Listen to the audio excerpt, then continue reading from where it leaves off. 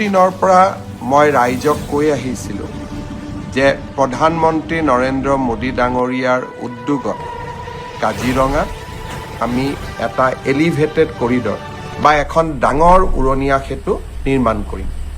বহুতে সেই সময়ত মোক হাঁহিছিলে আৰু বহুতে এই কথাও কৈছিলে যে মুখ্যমন্ত্ৰী হিমন্ত বিশ্ব শৰ্মাই সপোন বিক্ৰী কৰিব জানে।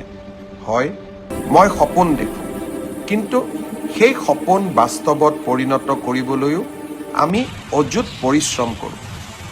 যোৱাকালি ভাৰত চৰকাৰৰ কেবিনেটে কাজিৰঙাৰ এলিভেটেড কৰিডৰৰ এক বিশাল প্ৰকল্পক অনুমোদন জনালে।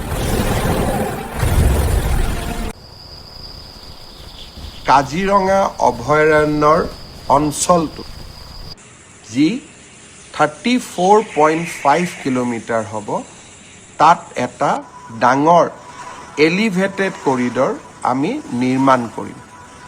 এই এলিভেটেড কৰিডৰ নিৰ্মাণ হোৱাৰ ফলত কাজিৰঙাৰ বন্য জন্তু বিপদমুক্ত হ'ব আৰু আমাৰো যি এতিয়া আমি স্পীড কণ্ট্ৰল কৰি যাব লাগে, লাহে লাহে যাব লাগে, আমি নিজস্ব উজনি অসমলৈ যাব পাৰিম।